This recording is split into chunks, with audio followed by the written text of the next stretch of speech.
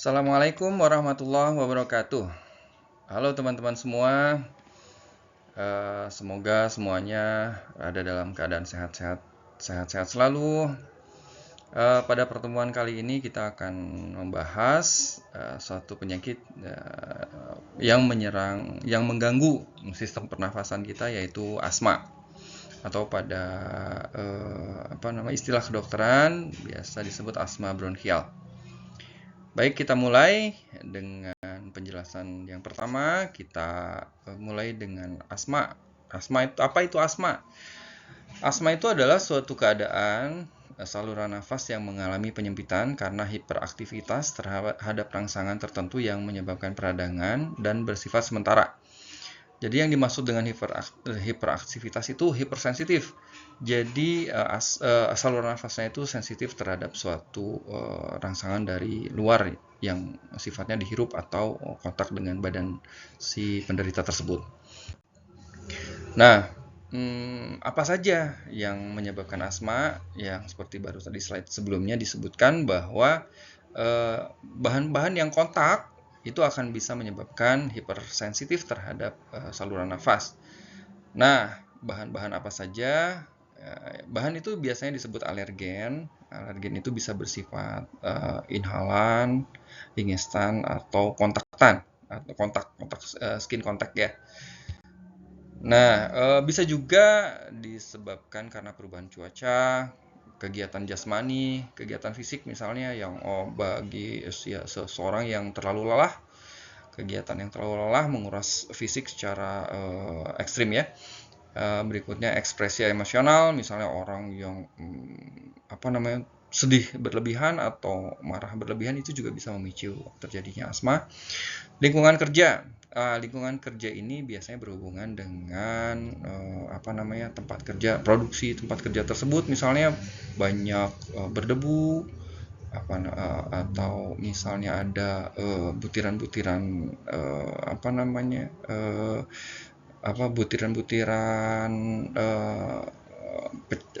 pecahan baja, kadang-kadang ada besi seperti itu.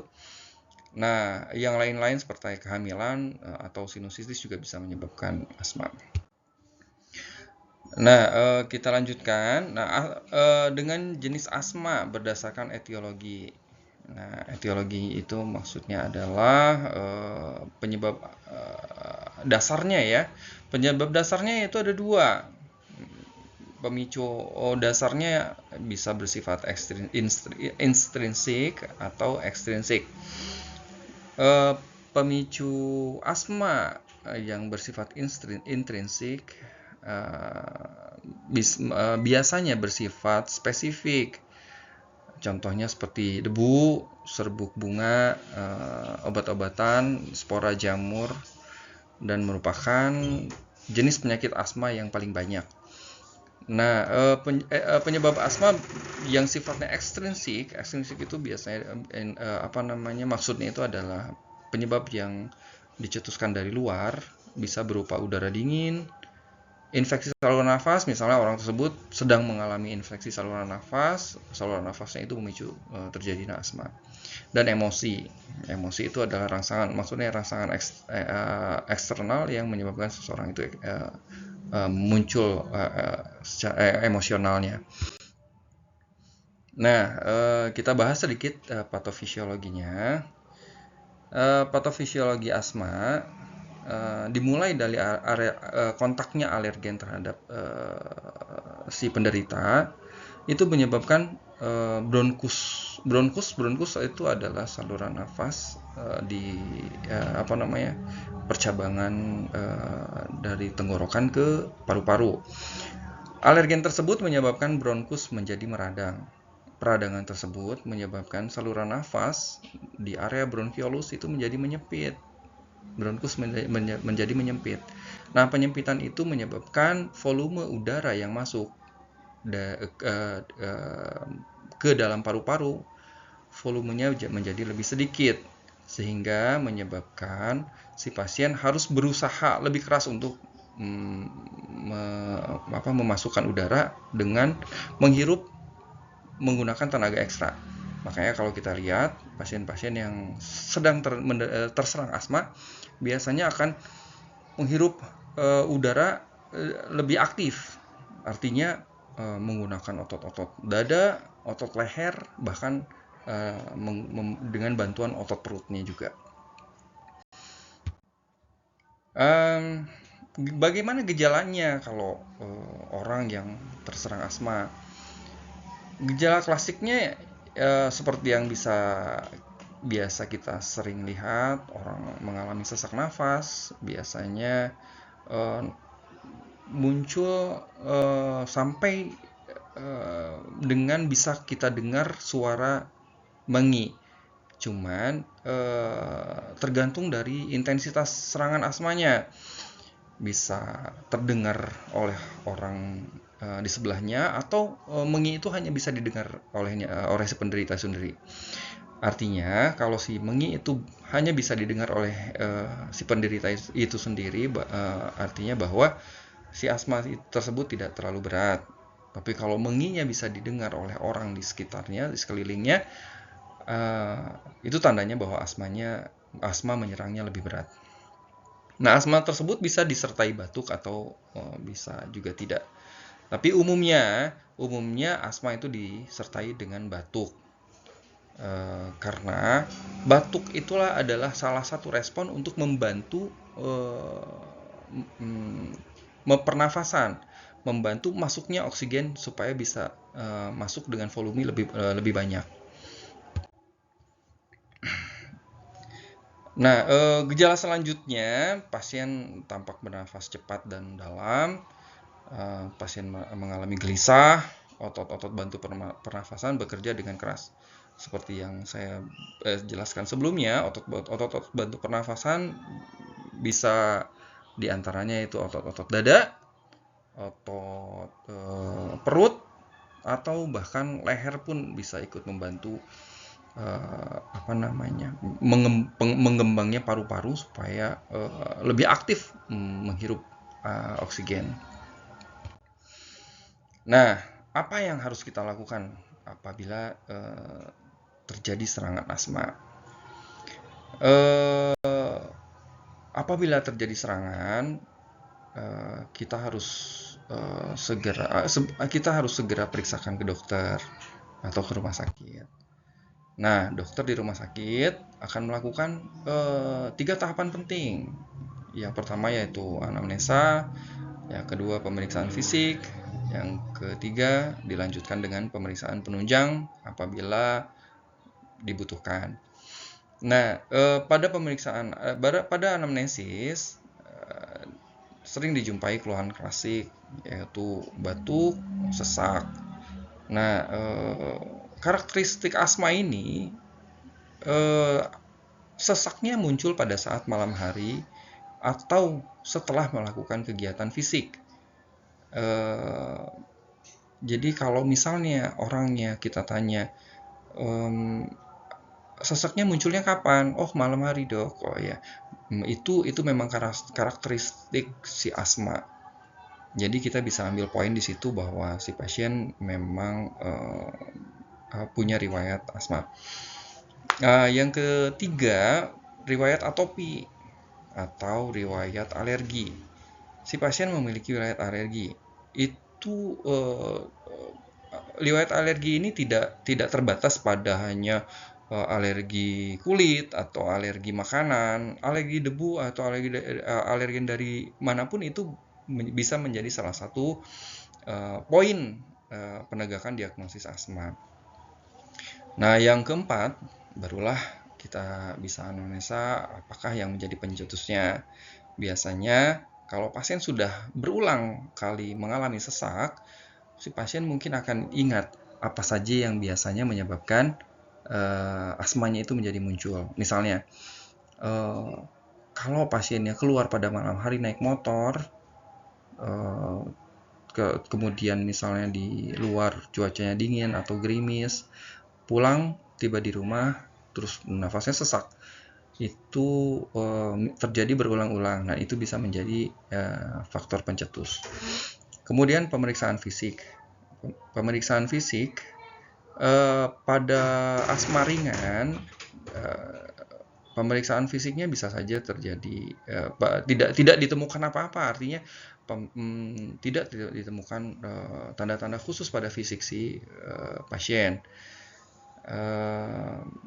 Yang kedua, bisa saja pada pemeriksaan fisik terdapat penyakit penyerta, atau bisa juga nampak otot-otot bantu nafas itu bergerak aktif. Misalnya cekungan pada ulu hati itu juga bisa menjadi tanda pemeriksaan fisik pada pasien yang asmanya kambuh. Kemudian yang ketiga, pemeriksaan penunjang. Nah, pemeriksaan penunjang ini dilakukan apabila memang dibutuhkan. Pemeriksaannya diantaranya yaitu spirometri. Spirometri itu bisa mengetahui kadar volume paru-paru aktif ya. Nah, bisa juga dilakukan pemeriksaan dahak, pemeriksaan analisa gas darah apabila terjadi serangan asma berat yang menyebabkan penurunan kesadaran, dan kemudian bisa juga dilakukan foto ronsen dada ya. Kemudian setelah kita diagnosa berdasarkan analisa, pemeriksaan fisik dan pemeriksaan penunjang tadi, barulah dilakukan pengobatan. Nah, dilakukan pengobatan itu bagaimana pola pengobatannya? Apabila asmanya ringan, itu bisa kita lakukan pengobatan dengan pengobatan rawat jalan saja. Nah, apabila asmanya sedang, itu subjektif. Apabila memang sangat mengganggu sekali, mungkin bisa dirawat dulu sementara atau diobservasi sampai rilis sesaknya. Tapi kalau asma berat, itu mungkin harus dilakukan perawatan di rumah sakit beberapa waktu.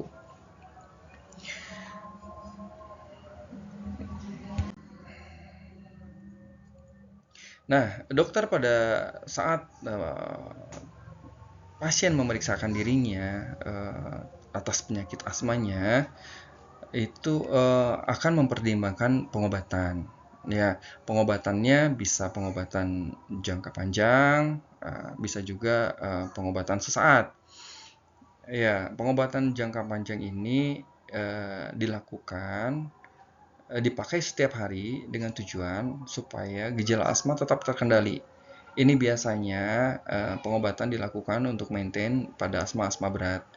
Termasuk golongan ini yaitu obat-obat yang diberikan, termasuk golongan ini yaitu obat-obat antiinflamasi, termasuk kortikosteroid dan obat anti alergi. Obat lain yang biasanya diberikan oleh dokter pada penderita asma yaitu obat-obat yang dapat merelaksasikan bronkus. Merelaksasikan bronkus gunanya supaya bronkus yang tadinya menyempit akibat hipersensitif bisa kembali mengembang supaya volume udara yang masuk ke dalam paru-paru kembali normal. Kemudian obat lain jenisnya yaitu golongan teofilin, agonis beta, antikolinergik, dan antihistamin. Nah, asma ini bisa jatuh pada kondisi yang berat apabila tidak segera ditangani dan bisa menyebabkan komplikasi, diantaranya itu status asmatikus. Status asmatikus yaitu kondisi sesak yang sulit sekali untuk dirilis. Komplikasi yang lain yaitu atelektasis atau pergeseran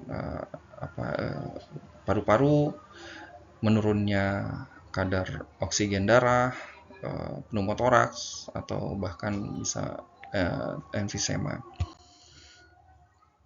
Setelah kita lakukan pengobatan, dilakukan rehabilitasi medik terhadap pasien asma. Kita bisa mengedukasi pasiennya, menjelaskan bahwasannya olahraga itu sangat penting untuk orang-orang yang penderita asma. Kenapa sangat penting? Karena olahraga tersebut bisa membantu menguatkan si paru-paru. Si paru-paru itu akan lebih kuat dan lebih tough terhadap serangan antigen atau serangan-serangan alergen. Jadi tidak mudah asmanya muncul. Nah, kemudian diedukasi pula kepada pasien untuk bisa mengatur dan mengontrol emosinya, kemudian mengatur ritme dari aktivitas fisiknya supaya tidak terlalu berat bekerjanya apabila itu yang menyebabkan asmanya menjadi kambuh. Kemudian nutrisi juga sangat penting apabila pasien-pasien asma itu mempunyai riwayat atopi terhadap makanan-makanan tertentu. Demikian penjelasan saya mengenai asma bronkial. Kurang lebihnya saya mohon maaf. Terima kasih banyak teman-teman sudah menonton video saya. Assalamualaikum warahmatullahi wabarakatuh.